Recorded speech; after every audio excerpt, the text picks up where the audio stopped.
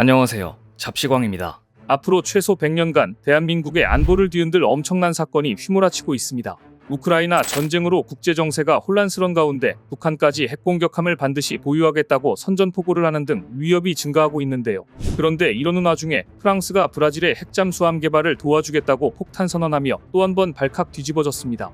그래서 최근 한국에서도 핵잠수함 논의가 재점화되며 뜨거운 감자로 떠올랐다고 합니다.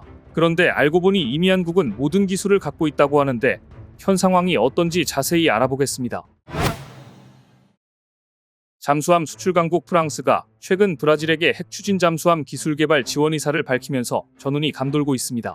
주요 외신에 따르면 지난달 브라질을 국빈 방문한 마크롱 프랑스 대통령은 모든 핵 확산 방지 방침을 완벽하게 존중한다면서도 브라질이 원한다면 프랑스는 핵잠수함 개발에 도움을 줄 것이라고 밝혔습니다. 브라질 정부는 2037년까지 6,000톤급 핵잠수함 건조를 추진 중인데 브라질이 핵잠을 건조하면 유엔 안전보장이사회 상임이사국 5개국을 제외한 국가 중 최초가 될 전망입니다. 상황이 이렇게 돌아가면서 한국에서도 핵잠수함 필요성이 더욱더 언급되고 있는 중인데요. 브라질 말고도 다른 여러 국가에서도 본격적으로 핵잠에 대한 논의가 다시 급물살을 탈 수 있어 우리도 빠르게 대응해야 하기 때문입니다. 사실 핵잠수함은 대한민국의 지정학적 위치와 여러 안보 상황을 고려하면 우리에게 꼭 필요한 무기체계로 꼽히고 있습니다. 실제로 지난 2월 북한은 핵 무인 수중 공격정 폭발 시험과 전략 순항미사일 핵탄두모의 공중폭발 테스트를 진행하는 등 최근 들어 해군의 핵무장 강화에 더 신경 쓰고 있는 분위기인데요. 앞서 북한은 궁극적으로 핵 추진 잠수함에 SLBM과 SLCM을 탑재해 한국은 물론 미국과 일본 본토를 겨냥하겠다고 선전포고를 하기도 했습니다. 아직까지는 북한이 이를 기술적으로 구현하는 데 있어 여러 가지 어려움이 있지만 마냥 안심할 수만은 없는 상황입니다.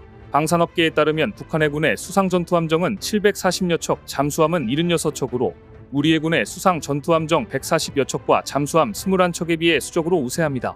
그럼에도 불구하고 그동안 우리 군은 이런 수적 열세를 월등한 성능으로 극복하겠다는 전략으로 대응했고 그 전략이 먹혀 들어갔습니다. 하지만 북한이 머지않아 핵 추진 잠수함에 SLBM과 SLCM을 싣고 핵 어뢰까지 개발한다면 상황은 완전히 달라지게 됩니다. 그렇다면 미래의 북한 해군이 보유하게 될 SLBM과 SLCM에 대해 우리는 어떻게 대응해야 하는 걸까요? 바로 그 정답은 이미 예상하고 계시겠지만 우리도 핵 추진 잠수함을 개발해야 한다는 것입니다. 실제로 북한의 SLBM과 SLCM에 대응하기 위해서는 우선 적의 도발을 핵잠수함으로 우리가 먼저 감지해야 합니다. 이런 임무를 수행하기 위해서는 반드시 은밀성과 기동성이 출중한 핵추진 잠수함을 확보해야 하는 겁니다. 그런데 사실 탄도미사일은 우리가 북한보다 6년이나 먼저 개발했었습니다. 실제로 앞서 ADD는 1978년 사거리 200km 단거리 탄도미사일 개발에 성공했고 북한은 1984년 스커드비 탄도미사일 개발 시험 발사에 성공했습니다. 하지만 대한민국의 핵잠 보유의 최대 관건인 핵연료의 안정적 확보가 미국의 동의 없이는 불가능한 상황이라 적극적으로 나서지 못했던 상황이었습니다. 상황이 이러자 우리 군 안팎에서는 미국 의존도가 높은 안보 전략을 대폭 수정하고 자주 국방의 토대를 마련해야 한다는 의견이 계속해서 나왔었습니다. 특히나 미국에서도 꾸준히 한미주둔 방위비를 올려달라는 이야기가 나오는 등 시간이 갈수록 국방비에 큰 부담으로 다가오자 우리 스스로 안보를 책임져야 할 때가 됐다는 주장이 나옵니다. 실제로 한미 미사일 지침이 해제된 지금 우리의 우수한 미사일 개발 능력과 잠수함 개발 능력으로 우리 기술로 만든 핵잠을 만들 채비를 해야 할 것으로 보이는데요. 이렇듯 북한의 위협뿐 아니라 독도 및 이어도 해양 분쟁 등 일본과 중국과의 잠재적 위협을 대비해야 하는 한국에게는 핵잠수함 도입이 선택이 아닌 필수라고 볼 수 있습니다. 다시 말해서 잠재적 위협에 대비하기 위한 비대칭적 전략수단으로 핵잠수함이 필요하다는 겁니다. 잘 알고 계시겠지만 현재 대한민국은 일본과는 독도를 둘러싼 영유권 문제로 갈등이 지속되고 있고 중국과는 해양 경계획정 문제가 해결되지 않아 이어도 관할권 문제와 같은 갈등이 격화될 가능성이 있습니다. 일본의 경우 우리와 같이 핵잠은 없지만 잠수함 기술 수준은 우리나라와 비슷한 수준으로 알려졌으며 중국은 이미 핵잠 등 잠수함 전력이 상당하기에 북한과 일본, 중국 등 주변국을 맞서기 위해서는 역시 핵잠수함 전력밖에 없다는 답이 나옵니다. 이러한 잠재적 갈등으로 인해 발생할 수 있는 군사적 충돌에 대비하기 위해서라도 한국은 핵잠수함을 비대칭적 전략수단으로 활용해야 하는 상황입니다. 사실 한국의 핵잠수함 도입 추진은 2000년대 초 당시 일본과 독도를 둘러싼 갈등이 심화되자 착수하려 했지만 기술과 예산 문제를 포함해 미국 등 주변국이 반발로 무산됐는데요. 하지만 이런 기술적, 정치적, 경제적 어려움에도 불구하고 이제는 대한민국의 안보와 전략적 이익을 위해 더 이상 물러날 수 없는 선결과제가 됐습니다. 실제로 당장의 국제정세가 악화돼 일본이 핵무장 결단을 내린다면 우리만 따라가지 못해 결국 동북아시아에서 한국만 비핵 국가로 남는 최악의 상황에 놓일 수 있기 때문입니다. 지금이라도 미국에게 강력하게 어필해 일본과 같은 수준의 핵 잠재력부터 확보해야 하며 우리의 독자적인 핵무장 잠재력 확보 필요성이 커지고 있는 현실을 고려해 적극적으로 핵을 포함한 사력 확보를 고민해야 합니다. 그런데 최근 우리 해군이 북한을 비롯해 일본, 중국의 위협을 저지할 수 있는 눈과 귀, 주먹을 모두 갖춘 3600톤급 최신형 잠수함의 세 번째 함을 건조하기 시작했는데요. 앞서 올해 초 방사청은 경남 거제 하나오션에서 건조 착수 회의를 열고 장보고 3, 배치2 건조 사업의 마지막 잠수함인 3번함 건조에 본격 착수했습니다. 당시 방사청은 이번 사업은 한국의 수중 킬체인의 핵심 전력이 될 것이라고 밝히는 등 한국형 차기 핵잠을 결정했다고 전했습니다. 배치 1, 2는 전력화에 장기간이 소요되는 함정을 개발할 때 업그레이드되는 단계를 구분하는 용어로 이번 잠수함은 직전에 비해 길이가 약 6m 늘어나는 등 덩치가 커졌습니다. 이로 인해 SLBM 발사용 수직 발사관이 6기에서 10기로 늘었는데 잠수함의 주먹에 해당하는 무기체계가 강화된 셈입니다. 여기에 더해 방사청에 따르면 이번 잠수함은 일본에 이어 세계에서 두 번째로 리튬이온 배터리를 탑재해 은밀성과 수중작전 지속 능력을 크게 늘렸다고 합니다. 앞선 안창호함과 안무함 등은 디젤 기관과 납축전지 추진체계로 설계됐었습니다. 또한 잠수함의 눈과귀라고 할 수 있는 전투체계와 소나체계도 탐지, 표적 처리 성능이 대폭 개선됐고 최신 소음 저감 기술도 적용됐다고 합니다. 이렇듯 국내에서 독자 개발된 장보고 3는 기술의 국산화가 80%에 달해 수출도 염두에 두고 있다고 하는데요. 사실 지금도 한국은 재래식 잠수함 시장에서 우리 잠수함의 기술과 성능을 입증시키는 등 뛰어난 경쟁력을 보유하고 있습니다.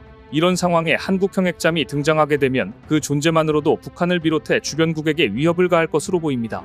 여기에 더해 핵잠수함 도입은 우리 해군에게 전략적 유연성과 국가안보에 필수적인 막강한 역할을 더 부여하는 마중물이 될 것으로 예상되는데요. 특히나 러시아 우크라이나 사태 이후 한층 더 혼란스러워진 글로벌 안보 상황에 북한의 핵 고도화 등 다양한 위기가 겹치면서 핵 보유 의지가 없는 한국이라는 이미지를 절대로 각인시켜서는 안 될 것으로 보입니다. 그런데 사실 한국은 지금 당장이라도 핵잠수함 개발을 할 수 있는 기술적인 여건과 더불어 소재도 있는 상황인데요. 우선 한국산 핵잠을 바다에 띄우려면 예산, 기술, 핵연료가 필요한데 이 중 예산과 기술은 문제가 안 됩니다. 해군에 따르면 핵잠 개발에 7년이 필요하며 비용은 한 척당 1조 3천억에서 1조 5천억 원인 것으로 추산됐는데 이는 충분히 투자할 수 있는 수준입니다.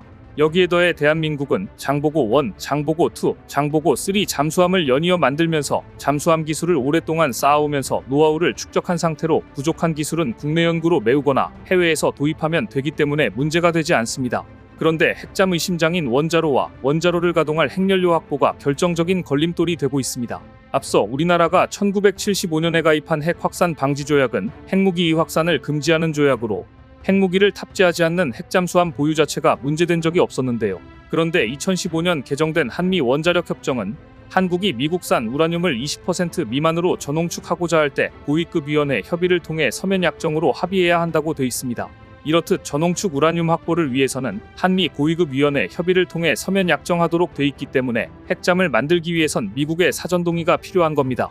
반면에 항공모함이나 잠수함에 탑재할 수 있도록 개조할 수 있는 소형 모듈 원자로 스마트는 이미 2012년에 개발이 완료돼 있는 상태입니다. 여기에 더해 한국원자력연구원 문무대왕 과학연구소가 2027년까지 선박용 소형 모듈 원전을 개발하기 위한 70메가와트급 원자로를 만들 계획이기에 이를 핵잠수함에 활용하면 되는데요. 하지만 이렇게 우리가 보유한 상업용 원자력 발전소 인프라를 통해 핵잠수함을 개발하게 되면 미국의 시각에 따라 평화적 목적이 아니라고 하면 협정을 위반한 게 될 수 있어 선뜻 나서지 못하고 있는 겁니다. 물론 핵잠수함이 가지는 민감성 때문에 미국과 사전에 외교적인 양해와 조율이 필요하겠지만 이제 더 이상 한국도 마냥 가만히 있을 수는 없는 상황이 됐습니다. 북한의 SLBM 개발과 핵잠수함 개발 추진 등을 고려해 보다 적극적으로 한국의 핵잠수함의 도입 필요성을 밝히고 정당성을 인정받아 이를 공식화할 필요성이 있는데요. 이렇게 해야만 핵연료 확보와 사용에 관한 문제를 해결할 수 있을 것으로 보이며 한국형 핵잠을 개발하는 골든타임을 놓치지 않을 것 같습니다.